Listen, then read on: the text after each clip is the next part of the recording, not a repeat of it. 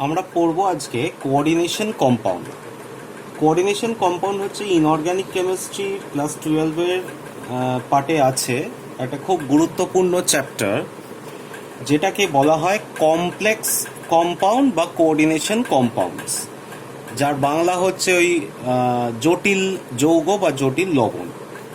তার আগে আমরা দেখে নিই যে লবণ বলতে কি বোঝায়। আমরা জানি যে অ্যাসিড এবং ক্ষারের বিক্রিয়ায়, একবারে ছোটবেলার যে কনসেপ্ট সেটা হচ্ছে অ্যাসিড এবং ক্ষারের বিক্রিয়ায় তোর সল্ট ফর্ম হয় এবং জল তৈরি হয়। ওই যে সল্ট সেইটাকেই বলা হচ্ছে লবণ। অর্থাৎ অ্যাসিড এবং ক্ষারের বিক্রিয়ায় জল ছাড়া যে যৌগ উৎপন্ন হয় সেটাকেই বলা হচ্ছে লবণ বা সল্ট। এখন আমরা লবণকে তিন ধরনের বা তিনটে গ্রুপে ভাগ করতে পারি।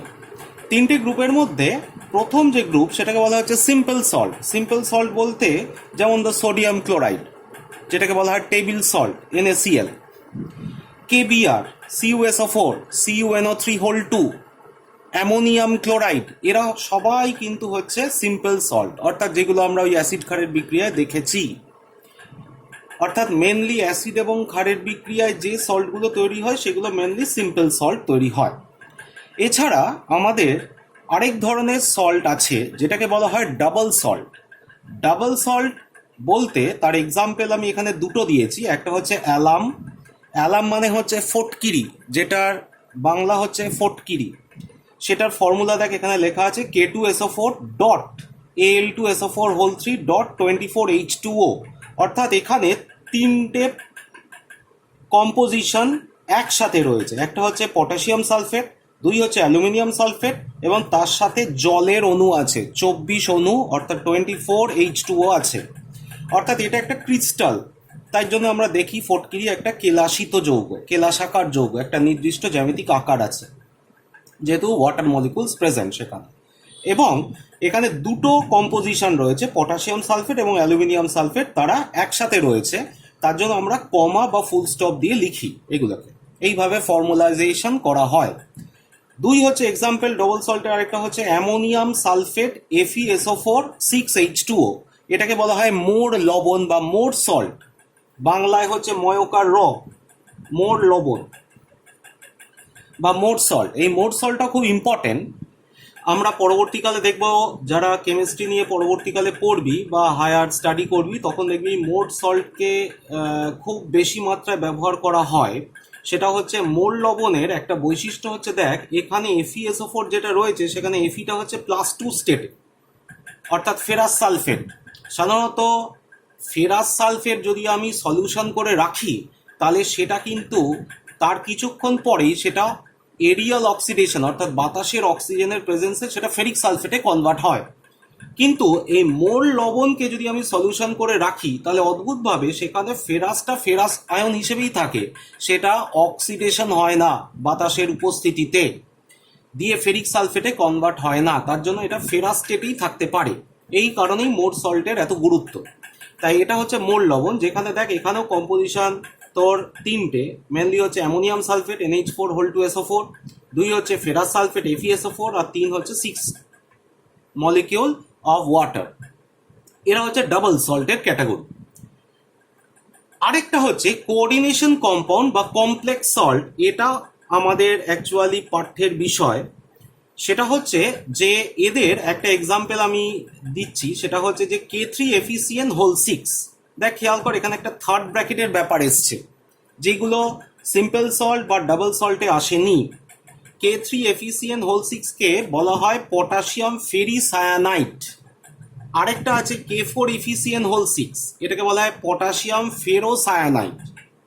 ঠিক আছে, সেরকম আরেকটা এক্সাম্পল দিয়েছি NiCO হোল 5, এটাও থার্ড ব্র্যাকেট। অর্থাৎ থার্ড ব্র্যাকেট ওয়ালা এদের ফর্মুলাগুলো, এদেরকে বলা হয় কোঅর্ডিনেশন বা কোঅর্ডিনেশন কম্পাউন্ড বা কমপ্লেক্স কম্পাউন্ড বা কমপ্লেক্স সল্ট।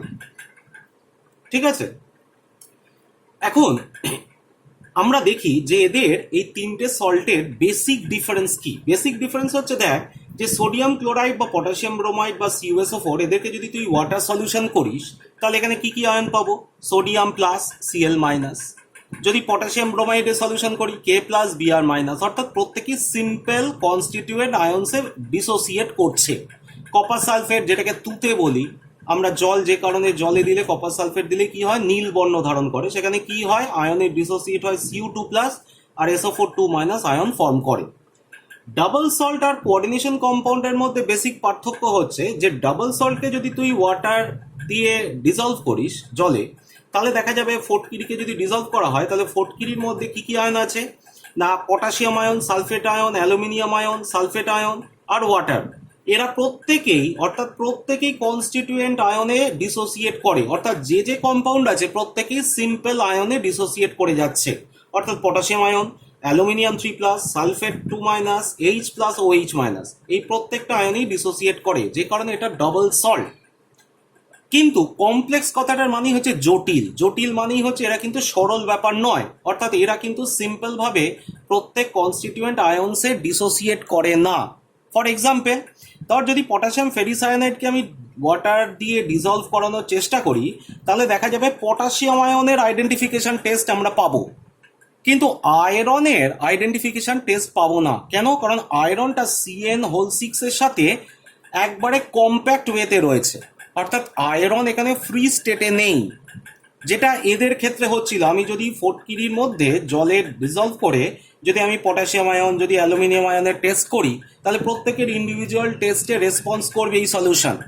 কিন্তু কমপ্লেক্স কম্পাউন্ডে আমি যদি আয়রনের টেস্ট করতে যাই, আয়রনের টেস্ট আমি পাচ্ছি না, আমি পটাশিয়াম আয়নের পাচ্ছি। অর্থাৎ থার্ড ব্র্যাকেটের বাইরে আর থার্ড ব্র্যাকেটের ভিতরে এই দুটো ব্যাপার আছে। থার্ড ব্র্যাকেটের বাইরের গুলো আয়নে ডিসোসিয়েট করছে, কিন্তু থার্ড ব্র্যাকেটের ভিতরে যে পোর্শনটা আছে সেটাই হচ্ছে আসল কমপ্লেক্স পার্ট, যেটা ডিসোসিয়েট করে না। এবং এখানে একটা জিনিস বলে দিই, সেটা হচ্ছে যে যখন আমরা অর্গ্যানিক কেমিস্ট্রি ক্লাস 10-এ পড়েছি, তখন আমরা একটা জিনিস বলেছি যে জৈব যৌগের সংখ্যা তোর অজৈব যৌগের সংখ্যার তুলনায় অনেক বেশি, এটা ঠিক। কিন্তু পরবর্তীকালে যখন এই কোঅর্ডিনেশন কম্পাউন্ড আস্তে আস্তে ডেভেলপড হয়, কোঅর্ডিনেশন কম্পাউন্ড সম্পর্কে একটা আস্তে আস্তে গবেষণা শুরু হয়, তখন দেখা যায় যে এই কমপ্লেক্স কম্পাউন্ডের সংখ্যা ক্রমশ বাড়ছে, ঠিক আছে। এবং এই বাড়তে বাড়তে একটা সময় দেখা যাচ্ছে যে কোঅর্ডিনেশন কম্পাউন্ডের জন্য ইনঅর্গ্যানিক কম্পাউন্ডসের সংখ্যা অনেক বেশি as compare to organic compounds.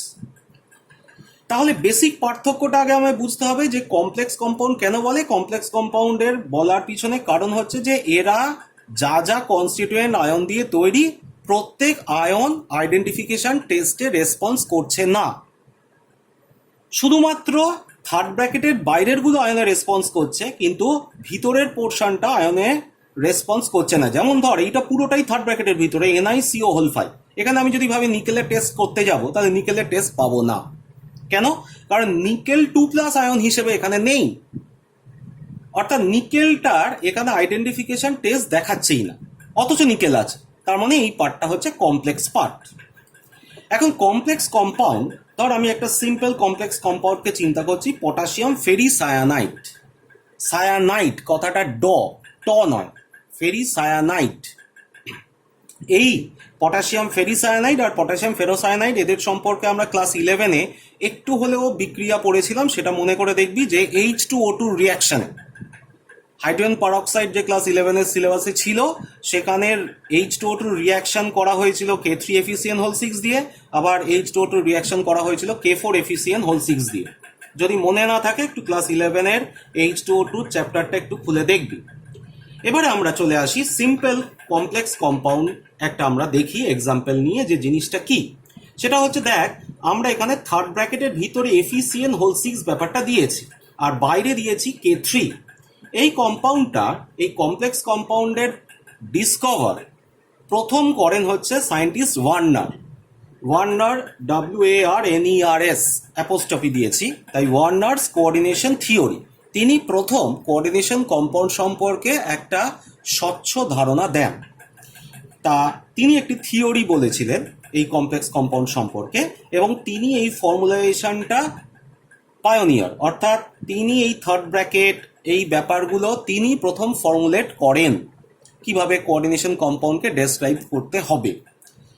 তা ওয়ার্নার কমপ্লেক্স থিওরি বা ওয়ার্নার কোঅর্ডিনেশন থিওরিতে মূল কতগুলো বিষয় হচ্ছে, সেই বিষয় বলছে যে সাধারণত যে কোনো জটিল যৌগে বলছে দু ধরনের যোজ্যতা দেখা যায়, দু ধরনের ভ্যালেন্সি দেখা যায়। তাই বলছে টু টাইপস অফ ভ্যালেন্সি। একটাকে বলা হচ্ছে প্রাইমারি, আরেকটা বলা হচ্ছে সেকেন্ডারি। প্রাইমারি ভ্যালেন্সি বলতে কোনটা বোঝায়? প্রাইমারি ভ্যালেন্সি বলতে বোঝায় যেটা থার্ড ব্র্যাকেটের বাইরে, আর থার্ড ব্র্যাকেটের ভিতরেরটা হচ্ছে সেকেন্ডারি ভ্যালেন্সি। অর্থাৎ এখানে যদি আমি চিন্তা করি যে মূল কার ভ্যালেন্সি, আমি কোন অ্যাটমটার ভ্যালেন্সি চিন্তা করছি, আমি মেনলি চিন্তা করছি এফি ভ্যালেন্সি চিন্তা করছি। একটু খেয়াল করে দেখবি যে আমরা বলেছিলাম যে পিরিয়ডিক টেবিল পড়ানোর সময় যে ট্রানজিশন এলিমেন্টসগুলো এবং ইনার ট্রানজিশন অর্থাৎ ল্যান্থানয়েড, অ্যাক্টিনয়েড এবং ট্রানজিশন সিরিজ অর্থাৎ ডি এবং এফ ব্লকের এলিমেন্টরাই শুধুমাত্র জটিল লবণ তৈরি করতে পারে। গ্রুপ 1, গ্রুপ 2 এইসব মেটালরা জটিল লবণ তৈরি করে না। কেন? কারণ তাদের ডি কক্ষক অসম্পূর্ণ, এইসব কথা বলা হয়েছিল। তাহলে এখানে K3FeCN6 এর মধ্যে কেটা, পটাশিয়ামটা কিন্তু গ্রুপ 1 এলিমেন্ট, এর কিন্তু আমি কমপ্লেক্স কম্পাউন্ড হয় না, কিন্তু এ যুক্ত আছে কমপ্লেক্স কম্পাউন্ডের সাথে। কমপ্লেক্সটাকে এফি, এই এফি আয়নটা এখানে, এফি যেহেতু ট্রানজিশন সিরিজ এলিমেন্ট এবং এফি জটিল লবণ তৈরি করছে, এবং এই এফিরই ভ্যালেন্সির কথা এখানে বলছে। অর্থাৎ যে কোনো জটিল লবণের ক্ষেত্রে কার ভ্যালেন্সির কথা বলছে না, যে ট্রানজিশন এলিমেন্ট বা যে ট্রানজিশন মেটাল তার দু ধরনের ভ্যালেন্সি দেখা যায়। সেই ভ্যালেন্সির প্রথমটাকে বলা হচ্ছে প্রাইমারি, দ্বিতীয়টাকে বলা হচ্ছে সেকেন্ডারি। প্রাইমারি বলতে কি বোঝায়? প্রাইমারি বলতে বোঝায় যেটা থার্ড ব্র্যাকেটের বাইরে। থার্ড ব্র্যাকেটের বাইরে কে আছে? পটাশিয়াম। কটা আছে? 3টে। তাহলে এর ভ্যালেন্সি কত? Primary valency 3। এবং আমরা 3কে কিভাবে লিখি? +3 ভাবে লিখি ভ্যালেন্সি। আর সেকেন্ডারি ভ্যালেন্সি বলতে বোঝায় যেটা ফার্স্ট ব্র্যাকেটের ভিতরে আছে। ফার্স্ট ব্র্যাকেটের ভিতরে ভ্যালেন্সি কে বলা হচ্ছে সেই ট্রানজিশন মেটালের সেকেন্ডারি ভ্যালেন্সি। এবং এই প্রাইমারি ভ্যালেন্সিটা সাধারণত আয়নিক ইন নেচার হয়। অর্থাৎ এই পটাশিয়াম ফেরিসায়ানাইডকে যদি আমি ডিসোসিয়েট করাই, তাহলে সে ডিসোসিয়েট হবে এইভাবে যে K3FeCN6 ইকুইলিব্রিয়াম একটা উভমুখী চিহ্ন দিয়েছি, দিয়ে লিখেছি 3K প্লাস FeCN6 3-, এইটা পুরোটাই কমপ্লেক্স পার্ট। এইটার মধ্যেই কিন্তু এই কমপ্লেক্স ব্যাপারটা রয়েছে আয়রনের সাথে। এবং কোনটা প্রাইমারি ভ্যালেন্সি? এইটা। এখানে তোর পটাশিয়াম কতগুলো যুক্ত আছে? 3টে। তাহলে এর প্রাইমারি ভ্যালেন্সিটা পুরোপুরি ionic in nature. Ionic nature বলেই সে ডিসোসিয়েট করেছে। আর যেটা ডিসোসিয়েট করতে পারেনি সেটাই হচ্ছে সেকেন্ডারি ভ্যালেন্সি। এবং সেকেন্ডারি ভ্যালেন্সির নেচার সাধারণত হয় কোভ্যালেন্ট অথবা কোঅর্ডিনেট নেচার। কোভ্যালেন্ট মানে হচ্ছে যে এখানে ধর মেটাল আয়ন আর একটা সিএন আয়ন আছে, CN-। কোভ্যালেন্ট নেচার বলতে বোঝায় যে আইদার এর থেকে একটা ইলেকট্রন আর এর থেকে একটা ইলেকট্রন মিলে কম্বাইন হচ্ছে বন্ডিং, অথবা এরকম 6টা আছে সিএন, তাহলে 6টা সিএন দিয়ে এরকম আয়নটা তৈরি হয়েছে। অথবা তোর কি হচ্ছে না, কোঅর্ডিনেট বন্ড, অর্থাৎ মেটালটা নিচে কোনো আয়ন ইলেকট্রন দিচ্ছে না, পুরোটাই সিএন, অর্থাৎ CN one pair of electron মেটালের দিকে শিফট করাচ্ছে। এটাই হচ্ছে অসমযোজী বন্ধন। তাহলে এখানে যে বন্ধনটা তৈরি হয়েছে মানে কমপ্লেক্স পার্টে অর্থাৎ সেকেন্ডারি ভ্যালেন্সিতে, সেখানে আইদার কোভ্যালেন্ট বন্ড অথবা কোঅর্ডিনেট বন্ড। কিন্তু প্রাইমারি ভ্যালেন্সিতে যে বন্ডিংটা তৈরি হয়েছে সেটা হচ্ছে আয়নিক, পিওরলি আয়নিক। যে কারণে আমরা যখন ওয়াটার সলিউশন করছি তখন আয়নিক পার্টটা বেরিয়ে আসছে। এবং আয়নিক পার্টে কতগুলো বেরোবে সেটাই নির্ণয় করছে সেই মেটালের অক্সিডেশন স্টেট। এখানে কত? 3টে বেরোচ্ছে, তাই 3। আয়রনের অক্সিডেশন স্টেট এই কম্পাউন্ডে হচ্ছে 3। আর এখানে তোর সেকেন্ডারি ভ্যালেন্সিতে সাধারণত যেটাকে আমরা দেখিস যে কতগুলো আছে? 6টা সিএন। তাহলে এর ভ্যালেন্সি কত? Secondary valency 6। এবং এই 6টাকেই বলি সাধারণত কোঅর্ডিনেশন নাম্বার। কোঅর্ডিনেশন নাম্বার বলতে ওই তোর কি বলা হয়, স্ববর্গীয় সংখ্যা এরকম কিছু বলা হয়, স্ববর্গাঙ্ক এরকম কিছু একটা বলা হয় বাংলা। তা স্ববর্গীয় সংখ্যা বা কোঅর্ডিনেশন নাম্বার বলতে কি বোঝায়? বোঝায় হচ্ছে যে মেটাল আয়নের চারদিকে যতগুলো লিগ্যান্ড আছে, লিগ্যান্ড বলতে বোঝায় যে যুক্ত হচ্ছে, সেটাকে লিগ্যান্ড বলি ইংলিশে। তা যতগুলো লিগ্যান্ড যুক্ত হতে পারে কি বন্ধনে? আইদার কোভ্যালেন্ট অথবা কোঅর্ডিনেট বন্ধনে, সেইটাই হচ্ছে তার কোঅর্ডিনেশন নাম্বার। তাহলে এখানে আয়রনের কোঅর্ডিনেশন নাম্বার কত বা সেকেন্ডারি ভ্যালেন্সি কত, সেটাই হচ্ছে এখানে 6। তাই জন্য এখানে আমি লিখেছি দেখ যে প্রাইমারি ভ্যালেন্সি যেটা সেটাই হচ্ছে অক্সিডেশন নাম্বার, সেই অক্সিডেশন নাম্বার হচ্ছে 3, আর সিএন বা মানে হচ্ছে কোঅর্ডিনেশন নাম্বার সেটা হচ্ছে 6। ঠিক আছে, তাহলে প্রাইমারি ভ্যালেন্সিটা ডিসোসিয়েট করে, সেকেন্ডারি ভ্যালেন্সি ডিসোসিয়েট করে না। 2 নম্বর হচ্ছে যে প্রাইমারি ভ্যালেন্সি কোনটা সিগনিফাই করছে, অক্সিডেশন স্টেট ট্রানজিশন মেটালের, আর সেকেন্ডারি ভ্যালেন্সি কোনটা সিগনিফাই করছে, কোঅর্ডিনেশন নাম্বারকে। সাধারণত প্রাইমারি ভ্যালেন্সিকে বলা হয় সেকেন্ড স্ফিয়ার অফ অ্যাট্রাকশন, আর সেকেন্ডারি ভ্যালেন্সিকে বলা হয় first sphere of attraction. First sphere কেন, কারণ আয়রন প্রথমে সিএন এর সাথে যুক্ত হয়েছে, তোর সিএন মাইনাস অর্থাৎ সায়ানাইড আয়নের সাথে যুক্ত হয়েছে, এবং সায়ানাইড আয়ন কতগুলো আছে, 6টা। তাই 6 জনের সাথে যুক্ত হয়েছে, তারপর থার্ড ব্র্যাকেটের বাইরে পটাশিয়ামের সাথে যুক্ত হয়েছে। তাই যেহেতু সায়ানাইডের সাথে যুক্ত হয়েছে তাই এটাকে বলা হয় ফার্স্ট স্ফিয়ার অফ অ্যাট্রাকশন, অর্থাৎ প্রথমে যে অ্যাট্রাক্ট হয়েছে কার দ্বারা, সায়ানাইড আয়নের সাথে। তারপর সেকেন্ডারি আয়ন যেটা সেকেন্ড স্ফিয়ার অফ অ্যাট্রাকশন বলছে সেটা হচ্ছে পটাশিয়ামের সাথে যুক্ত হয়েছে।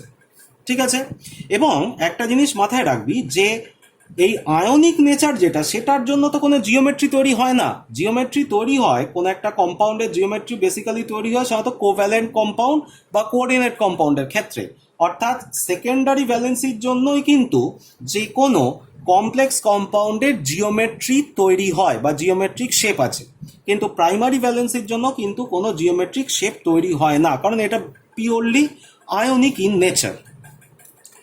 এখন ওয়ার্নার থিওরি এইটুকুই বিচার্য।